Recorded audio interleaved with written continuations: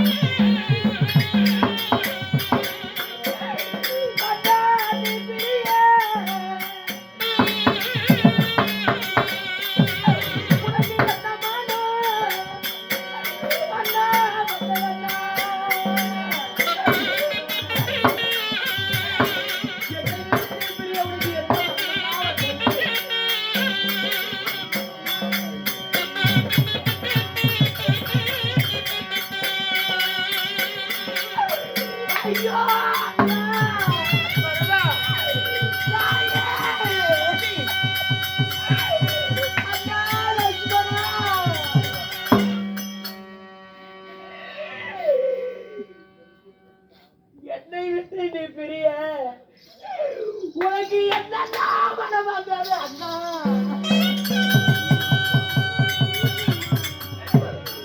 நான் என்ன பாவத்தை செய்தேன், ஏது பாவத்தை செய்தேன்? இந்த தம்பியாக மகனை விட்டு சிறிய தாயினுடைய வார்த்தையை கேட்டு இந்த அரண்யமான காரகத்திற்கு நீங்கள் வரலாமா அண்ணா?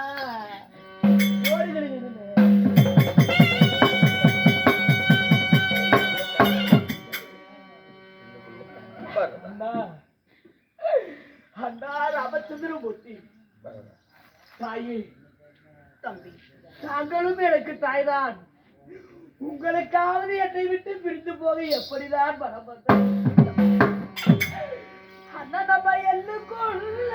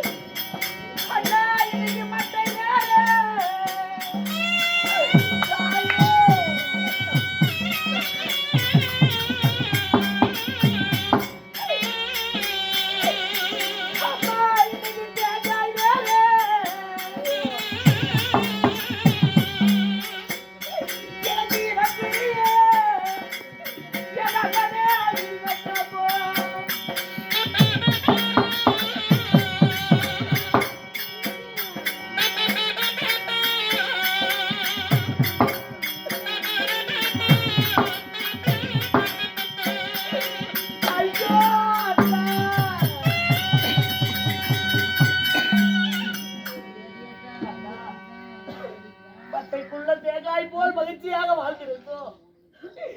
இன்னைக்கு மட்டை வேற தேங்காய் வேறையாக போகும்.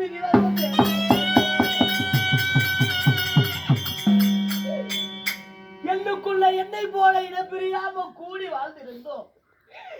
இன்னைக்கு எள்ளு வேற என்ன வேறையா போகும்.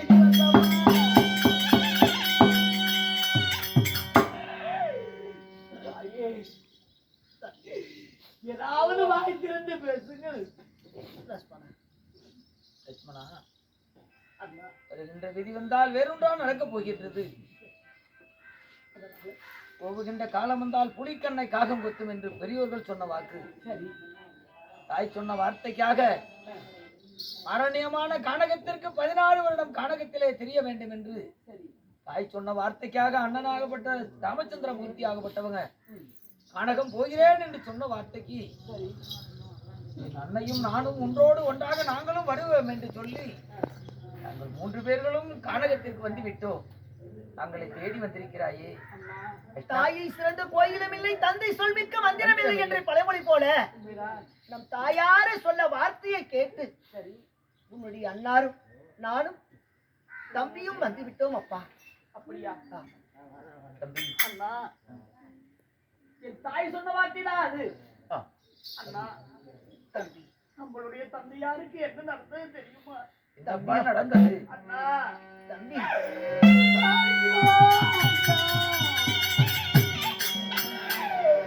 அண்ணாவர் பாண்டினா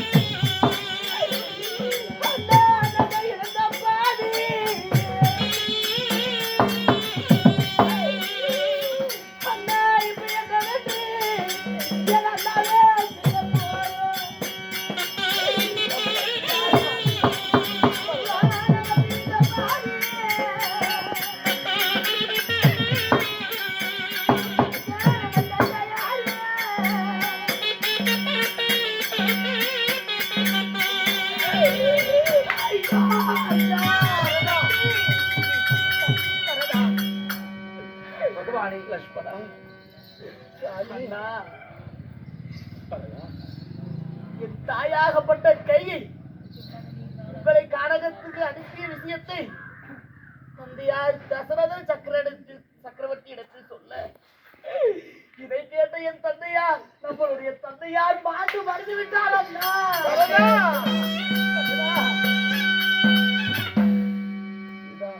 சாமி லட்சுமணா, என்ன பாவம் செய்தோம்? யாருக்கு என்ன தீங்கிழைத்தோம்? தாங்கள் வனவாசம் போகிறேன் என்று காதால் கேட்டதுடனே இதை பார்க்க முடியாமல் நம்மளுடைய மனம் பொறுக்க முடியாமல் தந்தையார் மாண்டு படித்தாரா? ஐயோ, தந்தையாருடைய முகத்தை கூட பார்க்க முடியாத பாவையாக போய்விட்டோமே லட்சுமணா. இன்றைக்கு தன்னுடைய கையால் ஒரு ஈமச்சடங்கு செய்வதற்கு வழி இல்லாமல் காரணியமான கானகத்திலே சுத்துகின்ற விதி வந்து நேர்ந்து விட்டது. தந்தையாரை நீங்கள் அரண்யமான கானகத்தில் எங்கே இருப்பீர்கள் என்று எனக்கு தெரியாது. நம்மளுடைய தந்தையாரை நானே தர்மம் செய்து விட்டேன் அண்ணா. இருந்தாலும் தம்பியாக விலகக்கூடிய பரதன் நான் ஒரு வார்த்தை சொல்லுகிறேன். அண்ணா, நீங்க ஐயோ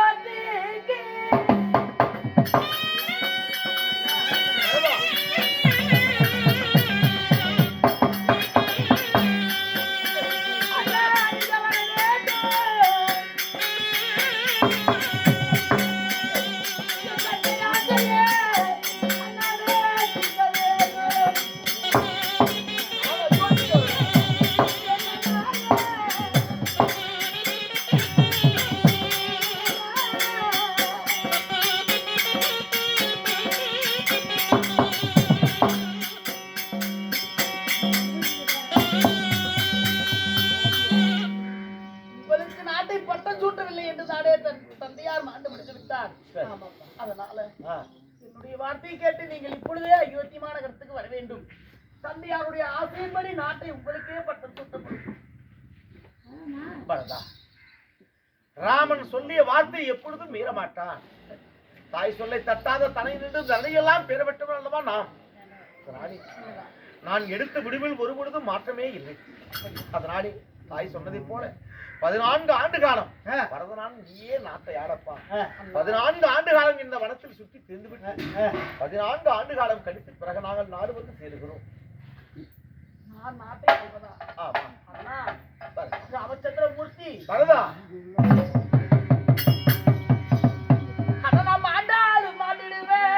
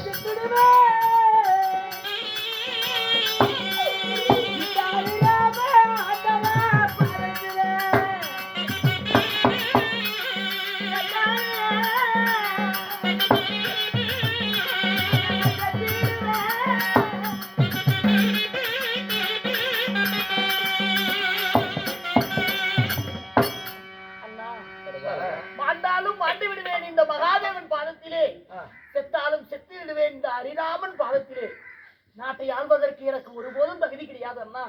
நீங்கள் வந்தால் நான் போவேன், இல்லை என்றால் உங்கள் பாதத்திலே மாண்டு மடித்து விடுவேன் அண்ணா. அண்ணா தாய் சொன்ன வார்த்தைக்காக நாமல் வந்து விட்டோம். நாமல் ஒரு பொழுதும் நடக்காதண்ணா. தாய் சொன்ன வார்த்தையை தவிர நாமல் அயோத்திமா நகரத்தை நம்மளுடைய தம்பியாக விளங்கக்கூடிய பரதம் சென்று நாட்டை பட்டம் கட்டி ஆள சொல்லுங்கள் அண்ணா. பரதா அன்னையினுடைய வார்த்தை மீறிவிட்டால் பரதம் என்றக்காக உனக்கு கெட்ட பேரு வாங்க வேண்டாம் தம்பி. அதனால தாய் நான் சொன்னதுதான் 14 ஆண்டு கால வனவாசம் முடித்த பிறகே மீண்டும் நாட்டுக்கு வருவேன். அதுவரையும் ஒரு பொழுதும் நான் நாட்டுக்கு வரமாட்டேன் அப்பா. இருந்தாலும் ஒரே ஒரு வார்த்தை சொல்லணுமா? சொல்லுப்பா.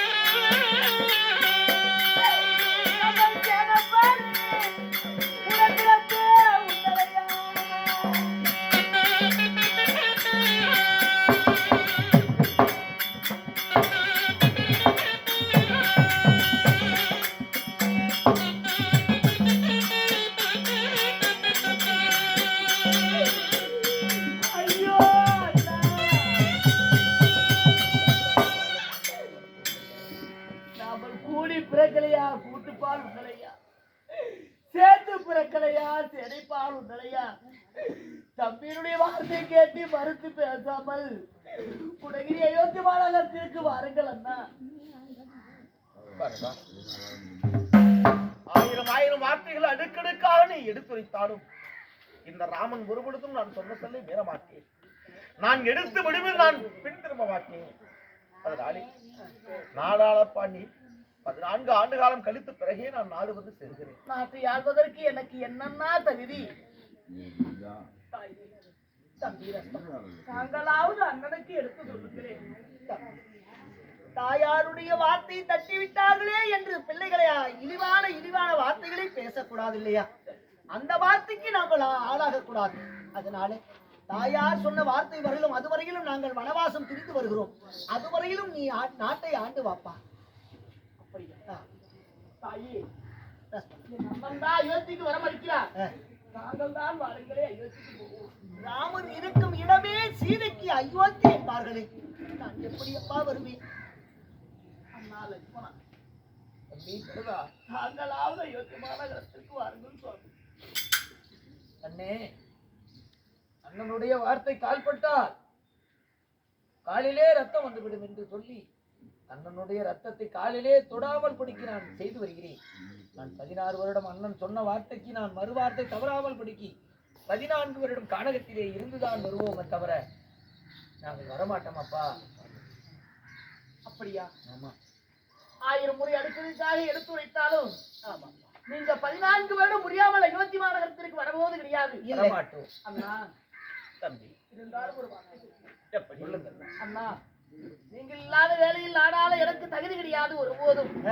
அதனால் அண்ணா, நீங்கள் பாதத்தே போட்டிருக்கக்கூடிய உங்க பாத குண்டுகளை கொடுத்தால் மேல் ஏற்றி தந்தையார் அமரக்கூடிய சிம்மாசனத்தில் உங்களுடைய பாத குண்டுகளை வைத்து நாம் தினந்தோறும் அதற்கு பூஜை செய்துவிட்டு அதற்கு அருகாமையில் இருந்து பூஜை செய்துவிட்டு பிறகு நாட்டு மக்களை நான் பார்த்துக் கொள்கிறேன். அரசாட்சி செய்து வருகிறாய் என்கிறாயா சுவாமி? அண்ணா, இப்பேற்பட்ட தம்பியை பெற்றதற்கு நாம் என்ன பாக்கியம் செய்திருக்க வேண்டும்? ஆமாம் சுவாமி. அண்ணன் நமது ஆட்சி செய்யக்கூடிய சிம்மாசனத்தில் ஒரு பொழுதும் அமர்வதற்கு எனக்கு தகுதி அல்ல. அண்ணனுடைய பாத குரல்களை கொடுத்தால் தங்களுடைய பாதகையை வைத்து 14 ஆண்டு காலம் அந்த பாதகை ஆட்சி செய்யட்டும், அதற்கு நான் பூஜை செய்து வருகிறேன் என்பதற்காக தம்பி சொல்லுகிறானே. தம்பி, இந்த ராமனை அண்ணனாக நீ அடைந்ததை விட இந்த பரதன் எனக்கு தம்பியாக அடைந்ததற்கு நான் செய்து பாக்கியமடா தம்பி பரதா. அப்படியே ஆகட்டும், எடுத்து செல். உன் ஆசை அதுதான் என்றால் அப்படியே ஆகட்டும் அப்பா. ஆகட்டும் தம்பி.